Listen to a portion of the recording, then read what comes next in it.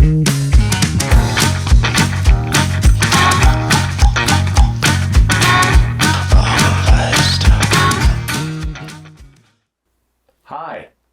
welcome to Smoky Mountain. Who are you and what do you do? Today our guest is Mr. Dennis Snyder, and Dennis and I have known each other, for probably 20 years, 25 years. Yeah. Now, a lot of you may or may not know Dennis. If you've ever been to a concert at the down at the Smoky Stadium, or you've been to the fairgrounds and attended any event, that would be Dennis here that pulls all that together, and he works for the county.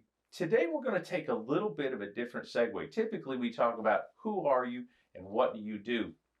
Dennis and I have chatted for years, and we've wanted to bring this presentation to life.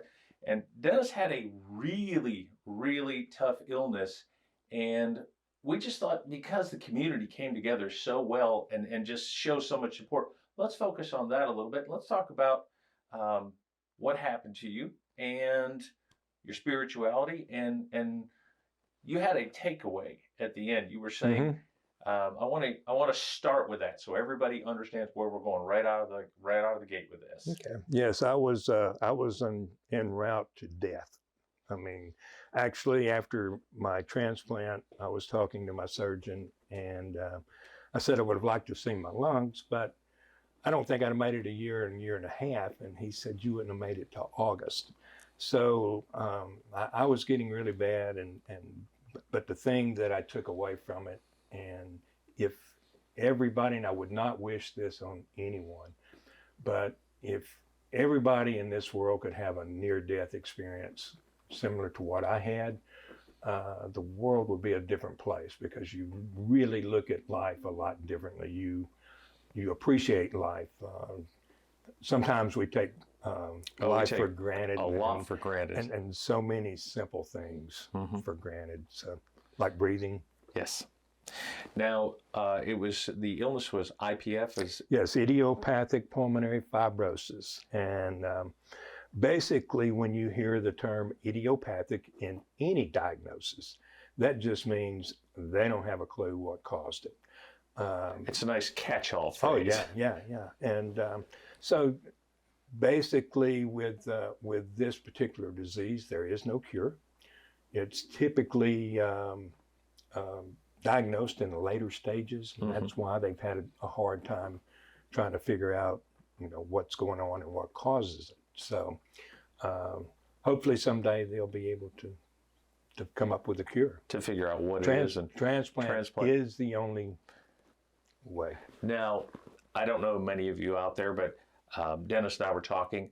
I'm an organ donor. I believe that if I can give anything on my way out the door to help somebody else live, I think that's the last gift you can give another person. And we were discussing that, and I asked Dennis, did he know anything about the person that donated his lungs? He had a double lung transplant, which is pretty tough. I mean, what did they tell you your odds were going to be? Well, of course, going into surgery, I had no idea if I would make it or not. And but Vanderbilt's protocol is for, I was actually age 59 when I went on the list, which was March 29th of 2015. And I was transplanted March 28, 2016. But so the odds, had I not been transplanted, obviously, I'm not going to be here. And then Vanderbilt's done a very good job, with the transplant program. Their protocol said that when you turn 60, which I did while I was on the list, you go from a double lung to a single lung. However, I was very fortunate. I was in great health until this happened to my lungs. And so my doctor went to bat for me, and they kept me on the list for a double lung. And so that's how I ended up like that. And you said that the only thing, because I asked you, were you able to connect with the family? And that is a question people have all the time. Were you able to connect? We were having a nice discussion earlier about that. And you were not able to connect with the family. You just know that was somebody 6 inches shorter than you. Right. And they had type B negative blood. They had B type blood. That's all. B type blood. Yeah. So that was a match for you. I'm B negative blood. Okay. So all right. Yeah. So they had B type blood, 6 inches shorter than you, but no, you weren't able to meet them. And you were discussing being in a group of people that were lung transplants. Could you lead us through that a little bit? Yeah, it was a support group that of people that had been transplanted or had just been transplanted, because there was 2 or 3 others that, I got to know while I was there. And but I could never understand why somebody wouldn't want to meet the people that received the organs. And there was a lady who she'd had 2 single lung transplants, separate transplants. And she had also had a son that had been killed in a car wreck, and she had donated his lungs. And so the people wanted to meet her, and she said, I couldn't do it. It would bring back too much pain through the memories and everything of losing her son. So it gave me a different perspective on. But it is still a gift to donate those organs if you can, if you choose. Let's talk about the medical bills. They must have been insurmountable. And I'm certain that you had pretty good insurance leading into this. I was very fortunate. Yes, I did have good insurance. And before you're transplanted, or before you even go on the list, Vanderbilt will take you through a process where they check you from head to toe. And I mean literally from head to toe. They, from psychologists to doing every possible test you can imagine. They did a heart cath on me where they went through my wrist and my neck. They checked my whole heart. They did psychological, they checked your finances to make sure you had to have $5,000 in the bank to be able to do this. So, but they're very, very thorough to make sure that you're not sick, you have some other kind of illness where you potentially wouldn't survive, or that would put you into a higher risk category for failure of the transplant. Now, we were talking about keeping your mind right. And we were discussing, we both had issues, and a positive mental attitude is so crucial when you've been injured or when you're going through something traumatic. And you have to find that. What were your 2 Ps? My 2 Ps were prayer and positive thinking. And if you're right with God, then you don't have anything to worry about. And that's one thing that I never worried about was death. The journey getting there scared the crap out of me, but Yeah, having been in a hospital, the most terrifying thought for me is going back in a hospital. Oh yeah. It's just, and I mean, the people are wonderful. The doctors, the nurses, that is not what bothers you. It's the thought of, can I endure? Right. Yes. Right. And that's where you have to have your positive mental attitude. Absolutely. Coming up with a sense of humor. I have a very dark sense of humor, and I make cracks all the time. And some people don't understand, but that's where mine came from. Was I try to make a joke at every single thing I can. Oh, absolutely. And the group that I work with, and my boss, Alan Newton, and it was when I was on oxygen right before, because you saw me. We were at the Tino Festival. Tino Festival. October. And I was on, at the end, I got down, I was on 15 liters of oxygen, and had a mask and bag, but I had this thing, it was like a turbo that they put on the regular oxygen, and I sounded like Darth Vader. So Alan started calling me Darth all the time, because I couldn't sneak in because this thing was going. It was just a constant. So, but now that is beautiful, because that bonds your friendship even more. I'm certain. Didn't bother me at all, So let's talk about the community. You opened up a little bit with Alan, but let's talk about Sevier County as a whole. I moved here 30 some years ago, and I've never seen a town where people care for each other as much. We've got our little petty things here and there, but when it gets down to the nitty gritty, and I mean, people will show up if you're in need. It's just beautiful. I was just totally amazed. I thought, when nobody knows me, and the support, people did, fundraisers for me, and I can't believe at how much support in this county that people will give to you. And I mean, they come out of the woodwork, and people here again with prayers. And you know, I'm not on Facebook. I'm not a big Facebook person, but I got to say that in this particular case, my daughter created a prayer page for me. Mm-hmm. Gee whiz, I have people praying everywhere, you know. So, but the community, I can't say enough about what the people do here. It speaks about the character of the people here, that they would, you know, get up out of their way and take the time. You know, people think praying doesn't take anything, but it takes discipline. When you really want something to happen and you throw it up to God and you say, this is in your hands. I would love it if it went this way. Mm-hmm. You know, I'm not quite sure if I pray correctly, but I speak a lot. Well, and I don't know that there is a correct way to pray. Yeah. I think it's whatever's good for you. But mine, and I would pray, I just me personally, I can't pray for me and I can't pray for my healing. Yep. I'll pray for your healing all day long. Me too. And my prayer would always end with, God, whatever you decide, I'm good with that. Because either way, I'm going to win. Yep. You know? And so that just helped. I mean, it was so amazing at how God worked through this whole thing, because my wife is, and I wouldn't be sitting here right now had it not been for her, because she was so tenacious in learning about the disease. Because we had been told when I was first diagnosed, or what they thought it was we were told this was IPF. I'm hearing Charlie Brown's teacher talk till he said lung transplant. And okay. Your eyebrows went up. And so she asked, is there any literature or anything on this? Because you know, we'd never heard of it. Mm-hmm. And he said, well, no, you'll just have to Google it. And so, Lord. And amazing, yeah, I know. We didn't go back just to Google it. But amazingly, there are more people that die every year from IPF than breast cancer. Wow. Yeah, most people don't know that. No, I'd never even, you know, that's an astounding revelation. It's just like I say, nobody's really heard anything about it. Yeah, I hear more about it now than I ever had before. Mm-hmm. So a little while later, you had gotten your double lung transplant, and you were doing wonderfully. Mm-hmm. And you had another incident where you became ill. Yes. Let's talk about that just a little bit. We don't have to go into a lot of detail. No.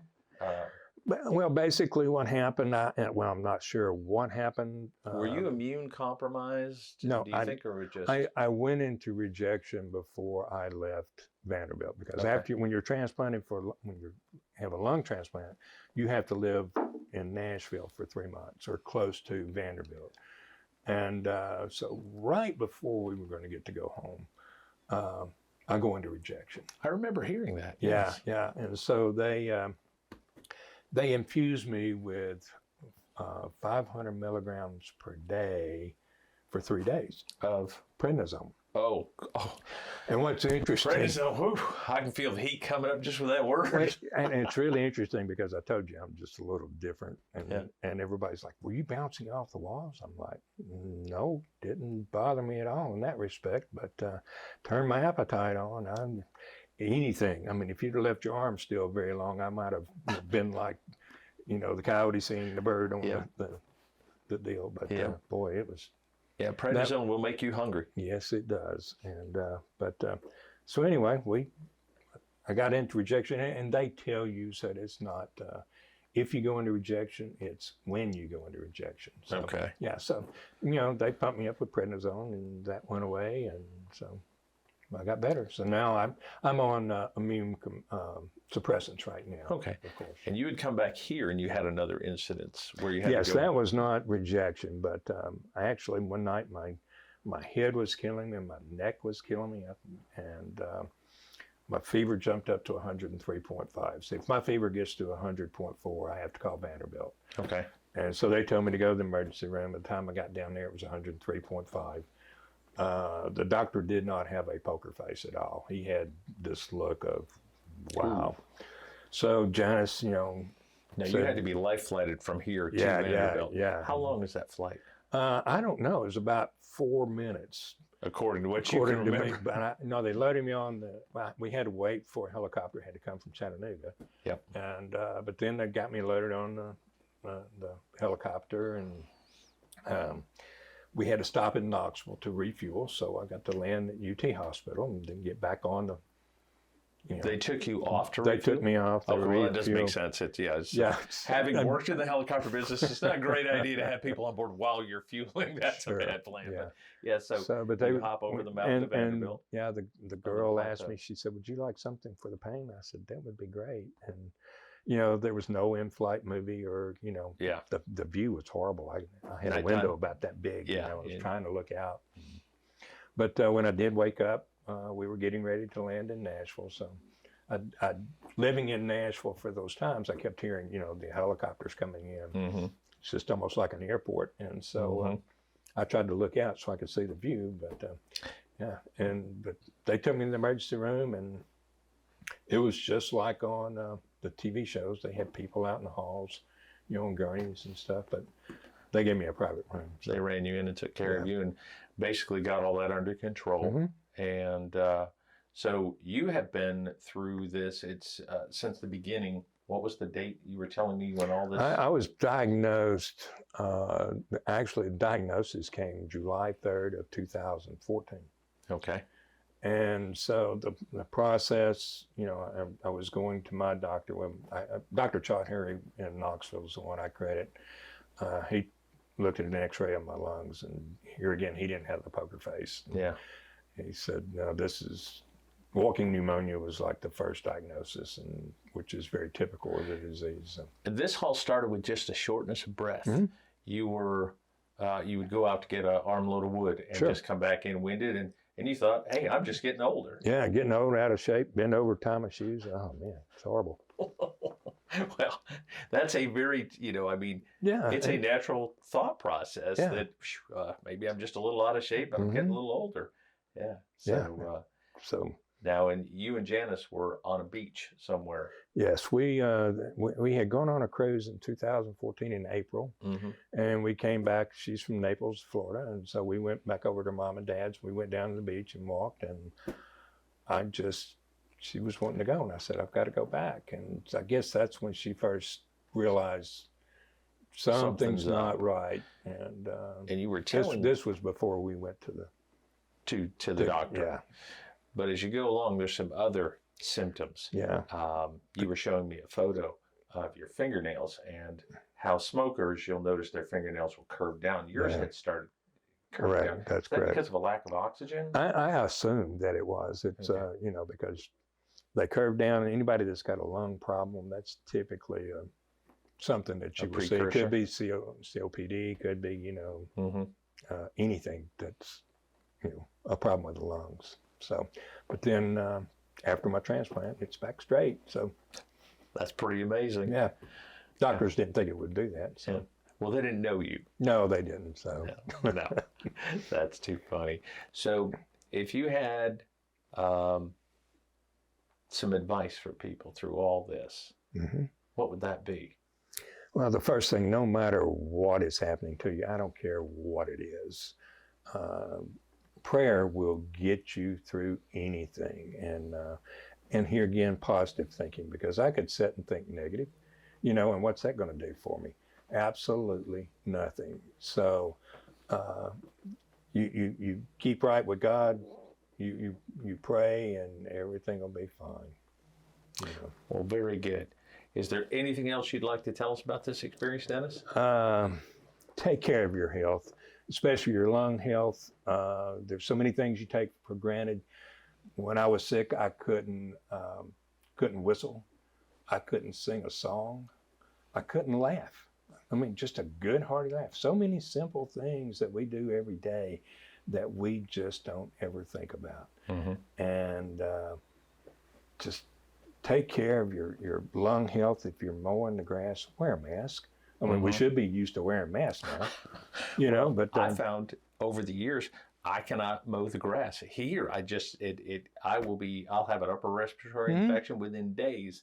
So, I've been wearing a mask when I mow forever. Yeah, yeah. Well, as I said, of course, I had to wear a mask, and I always will anytime I go into a large crowd, Hmm. and that's more from getting, to keep from getting other illnesses Yes. and stuff. Yes. So, but yeah. Yep. Yep. Well, I want to thank you so much for coming on and sharing your story with us. Now, if you would like to see more episodes like this, again, we've kind of segued a little bit and gone a little bit in a different direction, but I think we've had a wonderful experience here. And just make sure to like and subscribe. And we look forward to seeing you again very soon.